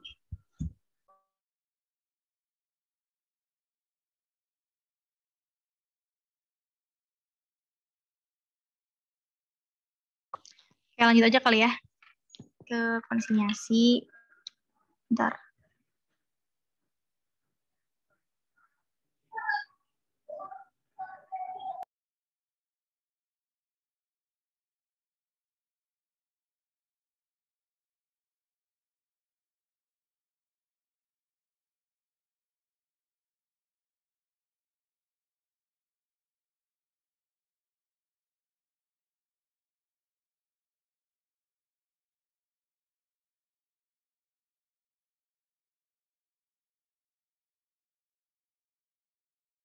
Oke, ini yang konsinyasi kita ke resume dulu ya. Oke, buat resume. Oke, kegedean sini deh. Oke, jadi itu pertama kalau konsinyasi itu intinya perusahaan kan nggak cuman apa ya menjual secara reguler tapi juga melakukan konsinyasi. Konsinyasi itu yang kita tahu nitipin barang ke toko lain gitu. Nah, yang nitipin barangnya ini disebut konsinyor, yang dititipin barang disebut konsinyi. Meskipun barangnya ada di konsinyi tapi tetap yang mengakui punya inventornya itu si konsinyor, itu bukan konsinyi, atau hak miliknya itu punya konsinyor. Nah, terus ini ya yang penting-penting. Secara periodik nanti si konsinya ini bakal melaporkan hasil penjualan konsinyasi yang udah dipotong sama biaya-biaya yang dikeluarkan oleh konsinyasi dan juga komisi. Jadi nanti hasil penjualannya itu dikasih ke konsinyor di akhir periode, tapi nanti dikurangi sama biaya-biaya yang udah dikeluarkan oleh konsinyi dan dikurangi juga sama komisi yang didapatkan oleh si konsinyi. Nah, komisinya ini biasanya berupa persentase dari penjualan. Terus di konsinyasi ini ada dua kasus. Pertama, konsinyasi yang dicatatnya terpisah dan konsinyasi yang dicatatnya tidak terpisah atau digabung. Nah, maksudnya yang pertama ya, kita bakal bahas dulu konsinyasi yang dicatat terpisah. Maksudnya dicatat terpisah itu, jadi kan perusahaan tuh konsinyor misalnya atau konsinyi, mereka punya aktivitas penjualan reguler kan, penjualan biasa gitu. Nah, jadi itu dipisahin antara aktivitas jual beli biasa atau reguler sama aktivitas jual beli si konsinyasi ini gitu. Nah, itu makanya disebut pencatatan konsinyasi terpisah. Nah, karena nggak digabung, jadinya nggak ada akun sales, COGS, atau gross profit, atau expense, gitu-gitu nggak ada. Tapi pakai akun consignment income sama, salah pakai akun consignment in dan consignment out gitu. Nanti si konsinyor itu bakal mencatat pendapatan konsinyasi yang disebut dengan consignment income, sedangkan konsinyi ini bakal melaporkan pendapatan komisi dia yang disebut dengan commission income. Nah, bedanya dari terpisah dan digabung itu di sini. Jadi kalau misalnya terpisah itu akan ada pengakuan consignment income sama konsinyor dan akan ada pengakuan commission income dari konsinyi. Itu yang ngebedain antara pencatatan terpisah sama pencatatan tidak dipisah. Itu. Nah, terus ini ya. Ini untuk transaksi setiap transaksinya karena nggak ada sales COGS dan expense, jadi memakai akun. Jadi pakai akun ini consignment out dan consignment in gitu. Buat konsinyor itu menggunakan akun consignment out, sedangkan buat konsinyi itu menggunakan akun consignment in. Terus kita lihat di sini rangkumannya. Kalau buat konsinyor dia kan pakai akun consignment out. Nah, consignment out ini dipakai buat apa? Dipakai buat mencatat seluruh biaya terkait konsinyasi, baik yang dikeluarkan oleh konsinyor maupun oleh konsinyi gitu. Jadi semua biaya-biaya terkait barang itu. Jadi kayak misalnya COGS atau enggak ongkir atau biaya iklan dan lain-lain gitu. Nah, sedangkan kalau di kredit itu tuh menandakan bahwa nilai tersebut itu merupakan hasil penjualan yang dilakukan oleh konsinyi. Nah, jadi hasil penjualan oleh konsinyi gitu. Nah, baru consignment out-nya di kredit. Itu kayak sales berarti ya. Tuh. Terus kalau misalnya konsinyi pakai akun consignment in. Nah, consignment in ini juga sama kayak akun consignment out. Kalau misalnya di debit itu gunanya untuk mencatat seluruh hal pengeluaran yang dikeluarkan oleh konsinyi yang suatu saat nanti bakal dipotongkan dari hasil penjualan konsinyasinya gitu. Jadi ntar bakal jadi pengurang buat cash yang disetor ke konsinyor gitu. Sedangkan buat kredit sama kayak yang consignment out itu untuk mencatat hasil penjualan yang dilakukan oleh konsinyi. Gitu sih intinya. Buat yang pencatatan terpisah. Nah, intinya bisa dibaca sih kalau di terpisah itu nggak ada COGS, nggak ada expense gitu. Ini pencatatan umumnya ya, pencatatan umum antara konsinyor dan konsinyi. Sama pengiriman barang oleh konsinyor. Nah, pengiriman barang ini kalau misalnya pencatatannya terpisah itu dicatat sama konsinyor pakai akun consignment out. Karena kan tadi intinya mau COGS atau ongkir gitu-gitu tuh dicatat pakai akun consignment out. Jadi dia mendebit consignment out pada merge on consignment atau ya inventory-nya gitu. Karena kan dia menyerahkan inventory-nya nanti ke konsinyi sebesar XXX. Terus ini mencatat pengeluaran konsinyor kayak misalnya ongkir gitu yang biasa ya. Di debitnya consignment out ya, karena kan dia biaya yang dikeluarkan untuk barang konsinyasi itu pada pada cash, expense atau paid out. Tuh. Nah, terus selain pengeluaran oleh konsinyor, konsinyi juga bisa mengeluarkan beban gitu. Misalnya konsinnya ini mengeluarkan beban iklan gitu misalnya. Nah, nanti dia bakal mendebit consignment in. Jadi tadi ya kayak yang catat di atas, kalau misalnya setiap pengeluaran yang dikeluarkan oleh konsinyi itu dia bakal mendebit consignment in gitu pada cash atau payable. Karena kan yang bayarnya adalah konsinyi. Nah, terus ada akun penjualan oleh konsinyi. Penjualan ini dia kan nggak pakai sales, jadi dia mengkredit consignment in dan debitnya adalah cash atau AR atau accounts payable. Nah, consignment ini kan tadi ya kayak yang dicatat di atas, kalau consignment in di kredit itu artinya penjualan yang dilakukan oleh konsinyi. Tuh. Nah, terus juga ini pengeluaran konsinyi terkait penjualan, kayak misalnya contohnya ongkir gitu. Jadi ongkir dari gudang konsinyi ke pembeli gitu. Nah, nanti dicatat sama konsinyinya itu sama kayak di atas ya. Jadi mendebit consignment in karena kan itu merupakan biaya atas barang konsinyasi itu pada cash atau payable. Terus selanjutnya kalau di pencatatan terpisah itu bakal ada pengakuan komisi. Pengakuan komisi ini nanti bakal mendebit consignment in dan mengkredit commission income sebesar berapa sih presentasi dari penjualan yang dilakukan oleh konsinyi gitu. Terus setelah pengakuan ini ada pertanggungjawaban hasil penjualan oleh konsinyi kepada konsinyor. Nah, nanti tuh si konsinyi bakal menyerahkan cash gitu kepada si konsinyor. Cashnya berapa? Cashnya ini sesuai dengan consignment in. Nah, jadi sebenarnya akun consignment in ini juga berguna untuk nyari tahu berapa sih cash yang harus disetor ke konsinyor gitu. Jadi consignment ini dihitung dari ini nih, dari saldo consignment in di jurnal-jurnal sebelumnya gitu. Jadi nanti kita tahu berapa sih cash yang harus disetorkan. Nah, itu intinya cash-nya ini kan dari penjualan nih, dia nerima cash. Nah, si penjualan ini nanti dikurangi sama biaya-biaya yang dikeluarkan oleh konsinyi. Terus selain biaya juga dikurangi sama komisi yang diterima oleh konsinyi. Jadi nanti sisanya itu disetorkan ke konsinyor. Nah, di konsinyornya dia nggak menulis jurnal apa-apa ketika ada penjualan oleh konsinyi. Nah, baru dicatat ketika pas pertanggungjawaban ini di akhir periode ini. Caranya gimana? Dia bakal mendebit cash ya kan, karena dia menerima cash ya dari konsinyi gitu. Terus bakal mendebit ini apa beban-beban yang dicatat oleh konsinyi kayak nih consignment out ini tuh nanti maksudnya adalah beban yang dikeluarkan oleh konsinyi kayak misalnya beban ongkir atau enggak beban misalnya konsinyinya mengeluarkan beban buat iklan gitu.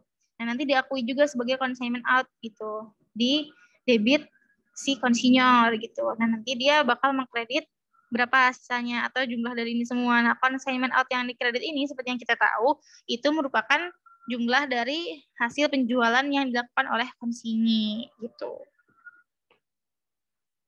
Terus ini terakhir juga ada pengakuan consignment income oleh konsinyor. Jadi kalau misalnya konsinyi dia mengakui commission income, kalau misalnya konsinyor dia mengakui consignment income gitu dari ini ya, yang udah kita hitung akunnya itu pakai consignment out pada consignment income. Hitungnya dari mana? Hitungnya itu dari tadi ya. Intinya berapa sih salesnya, terus dikurangi beban-bebannya dari COGS, terus dikurangi misalnya beban ongkir atau operational expense dan lain-lain. Nanti ketemu berapa income-nya dan ditulis gitu di sini. Nah, terus ini ada satu apa ya, kasus gitu. Kalau misalnya si konsinyinya ini mengembalikan barang ke konsinyor, nah nanti persediaan yang tersedia untuk penjualan itu dikeluarkan dari consignment out itu. Nah terus beban-beban yang pernah dikeluarkan baik oleh konsinyi maupun konsinyor terkait barang yang dikembalikan akan dikeluarkan dari consignment out dan diakui sebagai expense agar tidak ikut dalam perhitungan consignment income. Nah, kan tadi dibilang ya kalau misalnya pencatatan terpisah ini tuh nggak menulis expense. Nah, tapi ada pengecualiannya untuk barang yang dikembalikan. Jadi, untuk beban-beban yang telah dikeluarkan untuk barang yang dikembalikan ini nantinya bakal dimasukin ke expense. Kayak misalnya ongkir gitu kan. Misal si konsinyor ini dia ngebayarin ongkir kan buat ngirim ke konsinyi. Nah, tapi ternyata dari 100% misalnya ada 10% yang dikembalikan. Nah, nanti berarti 10% dari ongkirnya pun harus jadiin expense dan dikeluarkan dari consignment income. Biar apa? Biar nanti enggak masuk ke perhitungan consignment income. Karena kan yang pisahin itu pure cuma yang konsinyasi aja gitu hitungnya. Nanti kalau misalnya ada pengembalian berarti dia masuknya ke expense dan enggak dimasukin ke consignment income gitu. Kayak gini ya contohnya. Nah, misalnya ada pengiriman kembali barang oleh konsinyi. Nah, nanti di konsinyornya mereka bakal mendebit inventory karena kan kembali nih dia dapat inventory lagi nih, dapat retur dari konsinyi gitu. Pada apa? Pada consignment out. Jadi dia harus mengeluarkan inventory ini dari consignment out gitu. Makanya dikredit consignment out. Nah, terus mencatat juga expense pada consignment out. Expense-nya ini berupa biaya yang udah dikeluarkan untuk barang yang udah dikembalikan tadi gitu. Nah, terus di konsinya dia nggak nulis apa-apa untuk pengembalian barangnya. Cuman memo doang. Nah, tapi ketika misalnya konsinyornya ini tuh ngeluarin ongkir buat ngirimin barang yang dikembalikan ke konsinyor, itu catatannya adalah consignment in pada cash. Tadi ya, kenapa consignment in di debit? Karena kan itu merupakan biaya yang dikeluarkan untuk barang konsinyasi. Jadinya dia mendebit consignment in. Nah, di konsinyornya dia mencatat consignment out pada cash gitu. Karena kan itu beban yang dikeluarkan ya untuk beban yang dikeluarkan oleh konsinyi untuk barang konsinyasi.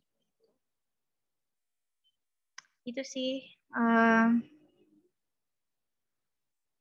Ya ini sama aja sih. Nanti kalau misalnya ada pengembalian tuh pas di pertanggungjawabannya bakal ada akun expense. Akun expense-nya ini dari mana? Dari ini ya. Nih dari ongkir yang dikeluarkan sama konsinyi gitu. Jadi nanti misalnya ongkir atas pengembalian barangnya tuh 400 gitu. Nanti 400 yang ini bakal masuk ke expense bukan ke consignment out gitu. Begitu. Terus juga nanti jangan lupa ada alokasi biaya. Alokasi biaya ini biar kita tahu apa ya, berapa sih biaya dari setiap barang yang terjual, dikembalikan atau yang belum terjual gitu. Karena nanti di akhir periode itu ada ini ya, ada penyesuaian juga untuk barang yang belum terjual gitu. Jadi kita nanti bikin tabel bantuan kayak gini juga ketika ngerjain soal. Terus yang kalau tidak terpisah, kan tadi udah ya yang terpisah. Nah, kalau misalnya yang tidak terpisah ini, ya mereka digabung aja gitu. Penjualan konsinyasi sama penjualan biasa tuh digabung aja. Jadi nggak ada akun consignment out sama consignment in. Pakainya akun sales, COGS, dan expense itu. Ini ya, bisa dilihat.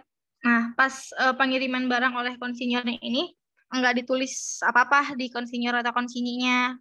Karena kayak seakan-akan konsinyornya ngirim barang, terus konsinyinya beli barang gitu. Jadinya di sini nggak ada akun karena kan digabung sama penjualan biasa itu.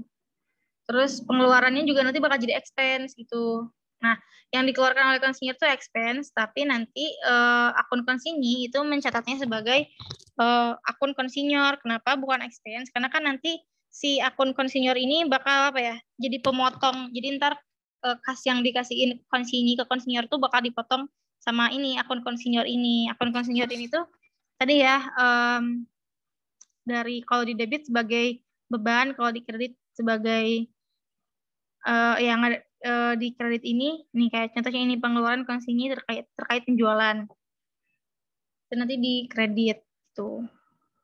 Terus sama si konsinyor ini sama mirip-mirip kayak consignment in di yang tidak terpisah gitu. Jadi buat menghitung berapa sih cash yang harus disetorkan oleh konsinyi ke konsinyor gitu. Terus nanti pas pertanggungjawaban si konsinyornya ini nulis expense pada sales, jadi bukan pada consignment out lagi. Karena kan ini udah digabung sama transaksi penjualan biasa, jadi pakai akun-akunnya pakai akun-akun yang biasa, akun expense, akun sales, gitu, akun COGS, gitu-gitu. Dan yang bikin beda, pertama kalau misalnya di apa sih pencatatan tidak terpisah ini, si konsinyinya ini nggak mengakui adanya komisi, jadi nggak ada commission income. Terus juga si konsinyornya nggak mengakui ada consignment income, karena kan nanti bakal diakuinya langsung gitu di akhir pas perhitungan di laporan keuangan gitu. Jadi nggak dipisah lagi antara barang konsinyasi sama barang yang bukan konsinyasi atau barang reguler gitu. Kita langsung masuk aja ke soal. Oke, soalnya mau yang ini apa mau tahun lalu?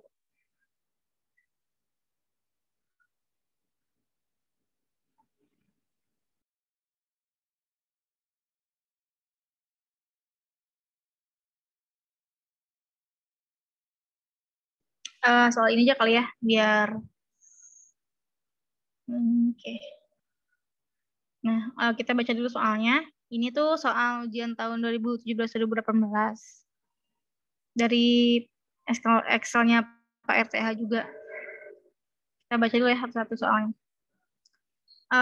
Pertama, toko pramuka itu bertindak sebagai komisioner yang menjual peralatan elektronik ke rumah.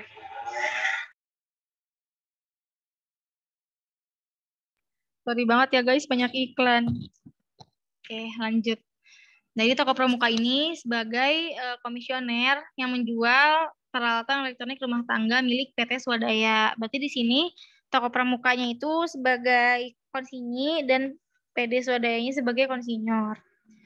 Terus biaya yang dikeluarkan oleh toko pramuka berkaitan dengan penjualan konsinyasi dapat tidak imbas. Berikut transaksi yang terjadi selama bulan September.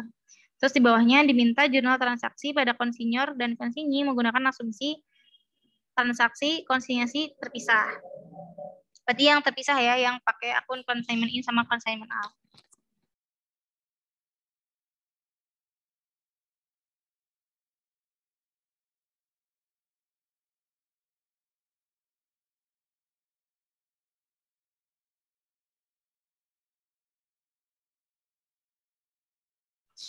Oke, pertama, ya lupa. Soalnya kita gedein deh ya. Kecil banget. Nah, oke. Pertama, tanggal 3 September itu PD Swadaya mengirim 30 mesin cuci ke toko pramuka. Harga pokok tiap unitnya 1.800.000, harga jual tiap unitnya 2.340.000. Komisinya 20% dan ongkirnya 700.000. Oke. Pertama berarti ada pengiriman barang dari konsinyor ke konsinyi. Tanggal berapa? Tanggal 3 September. Nah, akunnya apa? Karena ini pencatatan terpisah, berarti dia menggunakan akun consignment out. Ada apa? Ada merge on consignment atau inventory gitu ya. Nah, berapa tadi? Kan satuannya 1.800.000 dikali 30 buah ya, jadi 54 juta. Tuh. Nah, terus di sini dicatat apa? Nah, kalau misalnya pencatatan terpisah, itu di konsinyinya dia cuma tulis memo doang gitu. Nggak ada jurnalnya.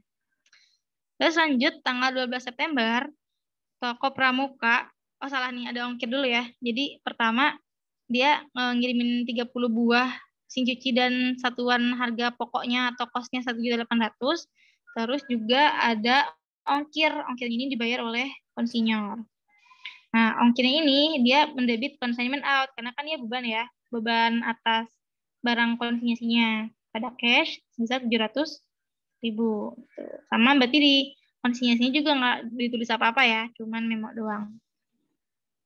Terus tanggal 12 September, toko pramuka ini atau si konsinyinya ngejual 8 mesin cuci secara tunai. Biaya pengiriman 200.000 dibayar tunai. Nah, jadi dia si konsinyinya ini yang bayar ongkir ke pembelinya. Nah, penjualan ini di konsinyornya nggak ditulis apa-apa, tapi di jurnalnya di akun konsinyi besar cash pada apa consignment in. Karena kan penjualan tunai terus di kredit consignment in karena ya apa ya? Karena akun consignment in di kredit itu gunanya untuk mencatat penjualan itu. Sebesar 18.720 dari mana? Dari 8 unit dikali 2.340.000. Karena kan tadi dikasih tahu kalau harga jualnya itu 2.340.000 itu. Bayar tunai. Nah, terus ada biaya pengiriman juga. Berarti kan ini biayanya dikeluarkan oleh konsinyi ya. Nah, karena ini biaya, jadi dia mendebit consignment in pada cash. Gitu. Karena kan dia yang ngeluarin uangnya ya. Sebesar 200.000 gitu. Lanjut, tanggal selanjutnya, tanggal 26 September, toko pramuka ini ngejual lagi 12 mesin cuci tunai dan biaya pengirimannya 300.000 dibayar tunai. Sama ya kayak penjualan yang tadi, jadi dia mendebit cash pada consignment in, dan itu 20 ya. Ini 12 barang dikali 2.340.000, jadi 28.080.000. Terus jangan lupa tadi si konsinyinya itu ngeluarin uang buat ongkir, jadi dia nyatat consignment in pada cash sebesar 300.000 gitu. Nah, tanggal 26 selesai, kita ke tanggal 28. Nah, ternyata tanggal 28 itu toko pramuka ngembaliin 5 mesin cuci karena ada kerusakan dan biaya pengiriman sebesar 120.000 dibayar tunai. Nah, karena ada pengembalian, jadi yang mencatat pengembalian barangnya itu adalah konsinyur. Dan dia mengkredit purchase on consignment atau inventory-nya pada consignment out. Jadi dia harus mengeluarkan dari consignment out-nya gitu. Sebesar berapa? Tadi kan ada 5 barang ya yang dikembaliin. Nah, 5 barang. 5 barang ini bisa dihitung dari 5 juta dikali 1.800.000 atau 5/30 dikali 54 juta. Jadi kan dikirimin 30 buah ya. Jadi berapa sih 5/30 dari 54 juta ini? Sebenarnya sama aja sih hasilnya, bakal 9 juta juga gitu. Terus selain dia menghilangkan selain dia mengeluarkan inventory dari consignment out, terus jangan lupa juga ongkirnya dikeluarkan dari consignment out gitu. Karena kan itu juga sama ya biaya dari barang yang dikembalikan. Nah, karena ini merupakan biaya dari barang yang dikembalikan dan termasuk pengecualian, jadi dia ditulisnya expense, bukan consignment out gitu. Expense-nya sebesar berapa? Sebesar ini ya, proporsional. Jadi 5/30 dikali ongkir yang tadi di awal kita kirim 700.000 itu tadi. Jadi hasilnya adalah 116.667 gitu. Ini pencatatan di konsinyur. Nah, kalau di konsinyi itu nyatet apa? Karena tadi dibilang di soal kalau misalnya konsinyi ini membayar 120.000 ongkir dari pabrik atau gudang konsinyi ke konsinyor gitu. Nah, ini boleh dicatat ini nanti bakal direimburse gitu sama si konsinyornya. Makanya si konsinyinya nulis consignment in pada cash. Sebesar berapa tadi ongkirnya? 120.000. Nah, ini pencatatan oleh konsinyinya. Atas beban ongkir pengembalian barang gitu. Nah gitu, terus ini tanggal 30 September pengiriman laporan perhitungan penjualan dan kas kepada PD Swadaya. Nah, ini kayak udah mulai pertanggungjawabannya. Pertama, sebelum pertanggungjawaban kita karena ini terpisah ya, jadi kita mengakui adanya komisi oleh konsinyi. Nah, hitung komisi ini dia mendebit consignment in pada consignment income sebesar berapa? Sebesar tadi kan komisinya 20%. 20% dari penjualan. Penjualannya tadi ada 2 kali. Pertama yang 18.720 sama 28.080.000. Kita jumlahin terus kita kali 20%, ketemu hasilnya 9.360.000. Nah, udah gitu di konsinyernya nggak nulis apa-apa karena kan ini dia komisinya hanya diakui oleh konsinyasi gitu. Nah, sekarang berarti tinggal pertanggungjawaban atau pelaporan hasil penjualan oleh konsinyi. Nah, pertanggungjawaban ini nanti si konsinyi bakal setor cash ke konsinyor. Nah, gimana cara ngitung cashnya? Ngitung cashnya ini kita pakai akun ini pakai tabel gitu. Nah, sebenarnya kalau nggak pakai tabel juga nggak apa-apa. Kita bisa ngitung pakai ini. Dijumlah aja gitu, jumlahin biasa. Jadi tadi yang salesnya kan 28.080 ini ditambah sama 18 juta, terus dikurangi biaya-biayanya tadi dari biayanya 200, terus dikurangi biayanya 300 tadi yang ongkir, terus sama dikurangi 120.000 ini dan dikurangi komisi tadi ya 9.360 ini. Tuh hasilnya sama kan ya. Ngitung pakai gini langsung sama ngitung pakai debit. Sebenarnya bebas sih mau ngitung kayak gimana.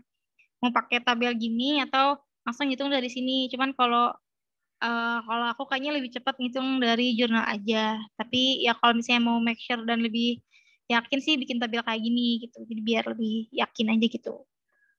Udah ketemu tadi ini ngitungnya pakai ini sama kalau ini ngitungnya pakai tabel gitu. Sama aja hasilnya. Itu. Nah, ini kan udah nih store ke konsinyor nih cashnya sebesar 36.820. Berarti di konsinyornya nanti nulis berarti mendebit cash karena dia kan nerima cash. Terus juga mendebit biaya-biaya yang dikeluarkan untuk barang konsinyasi ini. Ini cashnya kan sebesar 36.820. Terus ada consignment out ongkir. Consignment out ongkir ini dari mana? dari sini ya. Nih, jadi kan tadi si kondisi yang ini mengeluarkan biaya untuk ongkir ke customer. Kita jumlahin 200 tambah 300 sama dengan 500. Terus juga ada beban komisi, tadi ya komisinya itu sebesar 9.360. Nah, terus jangan lupa kita mengakui expense untuk apa? Untuk ini nih. 120.000 ini. Ini dari mana? Itu tadi dari ongkir yang dikeluarkan oleh konsinyii untuk mengembalikan barang ke konsinyor. Nah, jadi pokoknya gini, setiap beban yang dikeluarkan untuk barang yang udah dikembalikan itu tuh masuknya ke expense gitu, bukan ke consignment out gitu. Jadi makanya ketika pelaporan sini si konsinyornya itu nulis expense bukan consignment out karena dia dikembalikan. Jadi dia ditulisnya sebagai expense besar 120.000 ini ya, ongkir dari yang dikeluarkan oleh konsinyii gitu. Terus di kredit consignment out. Tinggal kita jumlahin aja ya ini. Nah, 46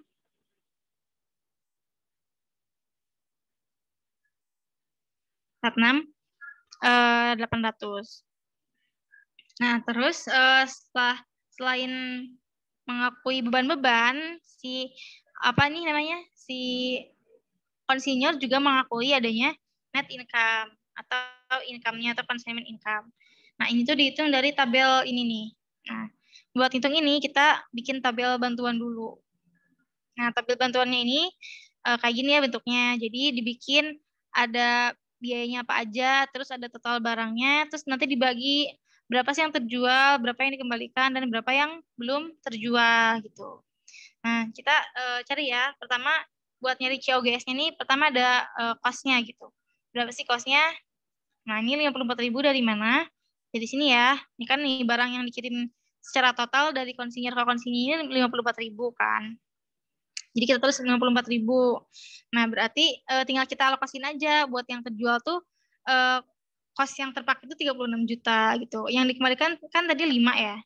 Jadi ada 5 barang. Berarti yang belum terjual sisanya sebesar 5 juga yang belum terjual. Terus nanti kita dialokasin aja dibagi 54 juta ini, yang terjualnya berapa, yang dikembalikannya berapa, dan yang belum terjualnya itu berapa gitu.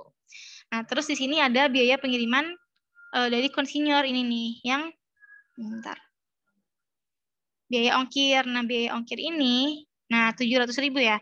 Si 700.000 ini itu kan untuk seluruh barang atau untuk si 30 barang tadi kan. Gitu. Nah, jadi si 700.000 ini harus dialokasikan ke semua barang, baik itu yang terjual, yang dikembalikan, ataupun yang belum terjual nih si biaya ini, biaya ongkir. Nah, terus ada juga kan tadi selain biaya ongkir yang 700.000 ini, ada biaya ongkir yang dikeluarkan oleh si konsinyii ke pembeli atau customer gitu. Nah, kalau misalnya biaya pengiriman ini hanya untuk barang yang terjual aja. Kenapa? Karena ya cuma barang yang terjual doang kan tadi yang ada ongkirnya nih kan. Nih, yang 200.000 ini kan untuk si barang yang 200.000 ini sama 300.000 ini cuman dikeluarkan untuk barang-barang yang terjual gitu. Jadi nggak perlu dialokasikan ke barang yang dikembalikan atau barang yang belum terjual gitu. Terus juga ada komisi. Untuk komisinya di sini harga sama ya, nilainya 9.360. Diambilnya dari sini gitu. Nah, terus komisi ini juga dialokasiinnya cuman buat barang yang terjual. Karena kan tadi untuk menghitung komisi ini presentasi komisi dikali harga atau dikali nilai sales gitu. Alias yang terjual doang. Jadi nggak perlu dialokasiin ke barang yang dikembalikan atau barang yang belum terjual gitu. Terus kita cek lagi semua biaya-biayanya udah masuk kan. Kalau misalnya semua biaya-biayanya udah masuk ke sini, tinggal kita total deh semuanya. Nah, berarti total dari biaya yang terjual itu disebut dengan COGS kan ya. COGS. COGS nih buat barang yang terjual. Nah, COGS-nya berarti untuk periode ini sama dengan segini. Penjumlahan dari semua biaya-biaya yang dialokasikan untuk barang yang terjual ini sebesar 46.326.667. Terus kita kurangi sama salesnya. Salesnya dari mana ini ya? Yang 18.720 ini ditambah 28.80 ini sama dengan salesnya. COGS kalau dikurangi sales berarti kan salah, bukan COGS. Itu expense ya. Total expense. Nah, total expense kalau misalnya dikurangi sama total penjualan itu bakal jadi income atau net income punya si konsinyur gitu. Hasilnya sebesar 473.333. Nah, ini nanti yang bakal di jurnal di sini. Ini bakal di jurnal di consignment out pada consignment income sebesar 47333.000 gitu. Nah, terus terakhir jangan lupa kita bikin jurnal buat penyesuaian ending inventory.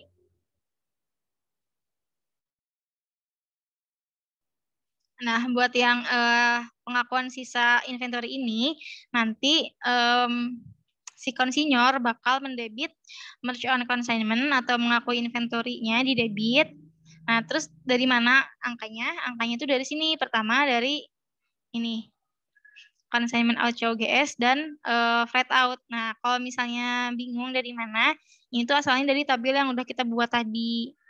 Nah, ini ya, kan di tabel yang sini tuh ada totalnya berapa, yang terjualnya berapa, yang dikembalikannya berapa, sama yang belum terjual. Nah, kita menghitung berapa nilai inventory endingnya itu dari sini. Pertama, dari biayanya berapa, biaya dari inventory yang belum terjual, plus sama flat in-nya, flat out-nya. Flat out-nya dari mana? Dari sini juga, dari tabel yang udah kita buat barusan.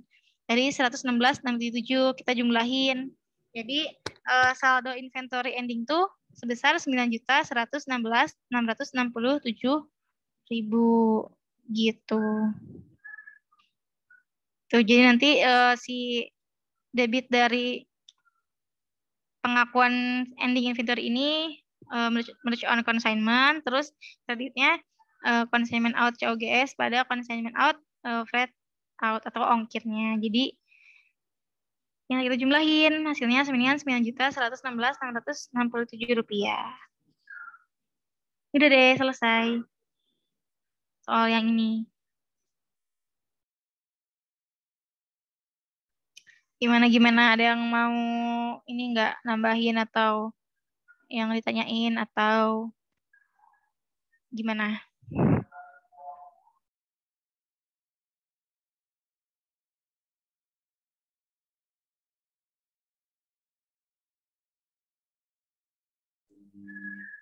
Kalau misalnya nggak ada, ini udah jam 12 ya. Gimana Tir? Berarti lanjut ke ini aja ya sama Arni. Iya, tapi kayaknya istirahat dulu deh setengah jam. Nanti mulai lagi 12:30. Halo Tiara. Tir. Gimana Iya. Tir? Ini Udah nggak jam 12. kedengeran. Nggak denger. Nggak Denger kedengeran. kok. Kayaknya di... Kedengeran nggak? Sumpah sorry banget. Aku baru sadar ternyata aku matiin audionya. Tadi kan ada yang nanya enggak? Ada yang nanya atau nambahin enggak? Coba aku baru sadar lagi. Tadi aku matiin audionya. Sorry ya. Gimana? Istirahat dulu setengah jam kata Tiara. Nah gitu. Iya. Lanjut 12:30. Oke. Ini Itu. gimana berarti tadi yang sejak awal cabang sama fungsinya sih ada yang mau ditambahin atau ditanyain nggak?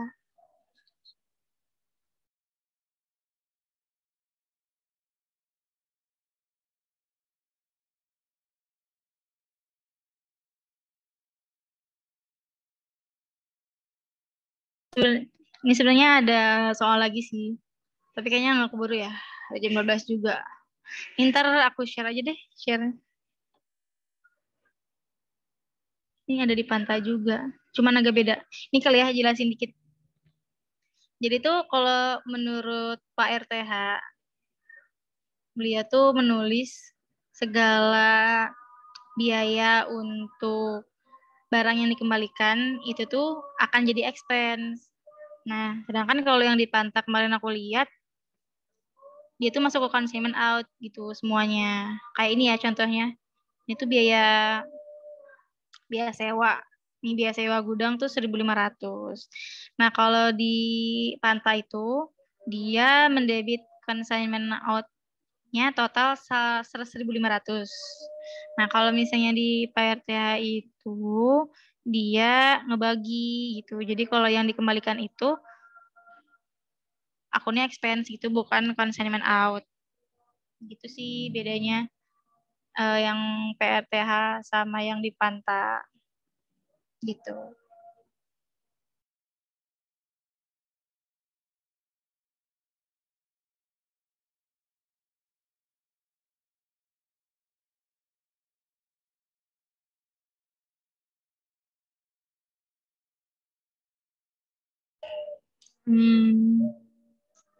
Itu deh, karena kalau misalnya nggak ada yang mau tanyain atau ditambahin atau yang ada pertanyaan lagi, ditutup aja kali ya, Tir ya. Iya, Mi.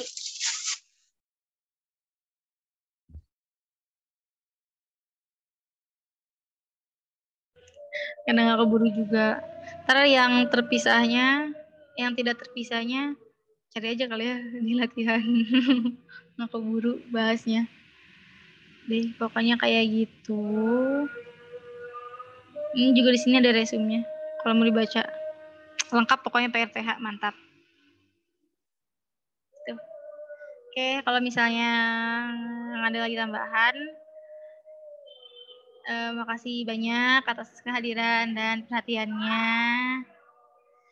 Wassalamualaikum warahmatullahi wabarakatuh. Mohon maaf kalau misalnya ada yang salah, kalau ada yang nggak jelas. Kalau misalnya nanti ada yang salah-salah di perhitungan Excelnya, kasih tahu aja gitu. Soalnya takut jadi sesat.